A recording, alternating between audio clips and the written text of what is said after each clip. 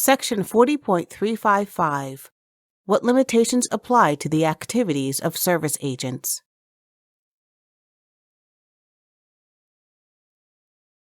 As a service agent, you are subject to the following limitations concerning your activities in the DOT drug and alcohol testing program.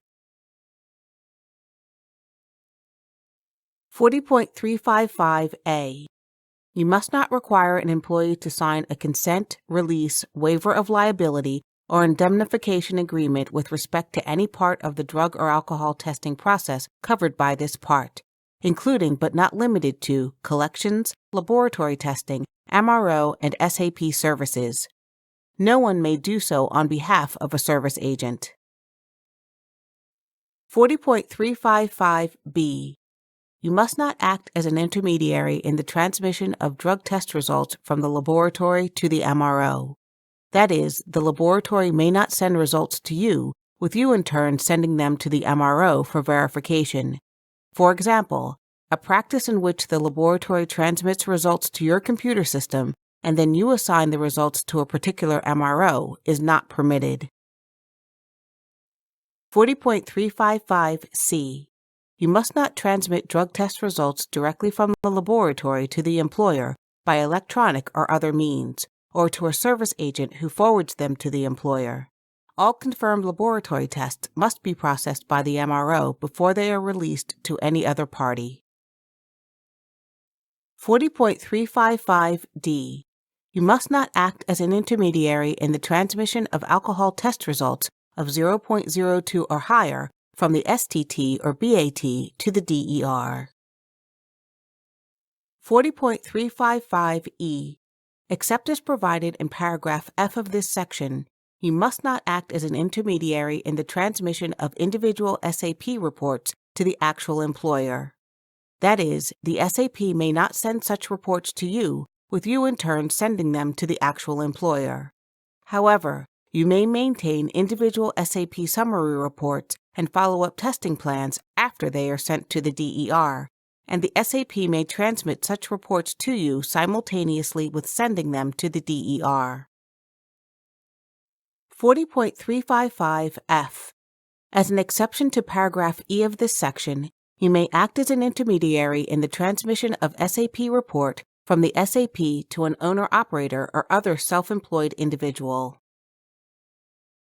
40.355G. Except as provided in paragraph H of this section, you must not make decisions to test an employee based on reasonable suspicion, post-accident, return to duty, and follow-up determination criteria. These are duties the actual employer cannot delegate to a C/TPA. You may, however, provide advice and information to employers regarding these testing issues and how the employer should schedule required testing. 40.355H. As an exception to paragraph G of this section, you may make decisions to test an employee based on reasonable suspicion, post-accident, return to duty, and follow-up determination criteria with respect to an owner-operator or other self-employed individual. 40.355I. Except as provided in paragraph J of this section, you must not make a determination that an employee has refused a drug or alcohol test. This is a non-delegable duty of the actual employer. You may, however, provide advice and information to employers regarding refusal to test issues. 40.355J. As an exception to paragraph I of this section, you may make a determination that an employee has refused a drug or alcohol test if 40.355J1. You schedule a required test for an owner-operator or other self-employed individual, and the individual fails to appear for the test without a legitimate reason, or 40.355J2. As an MRO, you determine that the individual has refused to test on the basis of adulteration or substitution. 40.355K. You must not act as a DER. For example, while you may be responsible for transmitting information to the employer about test results, you must not act on behalf of the employer in actions to remove employees from safety-sensitive duties. 40.355L. In transmitting documents to laboratories, you must ensure that you send to the laboratory that conducts testing only copy 1 of the CCF. You must not transmit other copies of the CCF or any ATFs to the laboratory. 40.355M. You must not impose conditions or requirements on employers that DOT regulations do not authorize. For example, as a C/TPA serving employers in the pipeline or motor carrier industry, you must not require employers to have provisions in their DOT plans that PHMSA or FMCSA regulations do not require. 40.355N.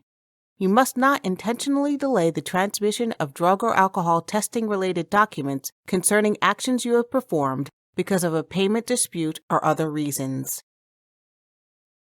Example 1 to paragraph N. A laboratory that has tested a specimen must not delay transmitting the documentation of the test result to an MRO because of a billing or payment dispute with the MRO or a C/TPA. Example 2 to paragraph N. An MRO or SAP who has interviewed an employee must not delay sending a verified test result or SAP report to the employer because of such a dispute with the employer or employee. Example 3 to paragraph N. A collector who has performed a urine specimen collection must not delay sending the drug specimen and CCF to the laboratory because of a payment or other dispute with the laboratory or a C/TPA.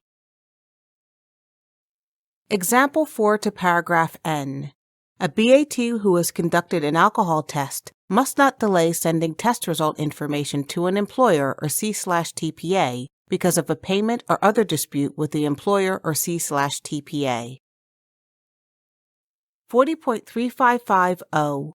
While you must follow DOT agency regulations, the actual employer remains accountable to DOT for compliance, and your failure to implement any aspect of the program as required in this part and other applicable DOT agency regulations makes the employer subject to enforcement action by the department.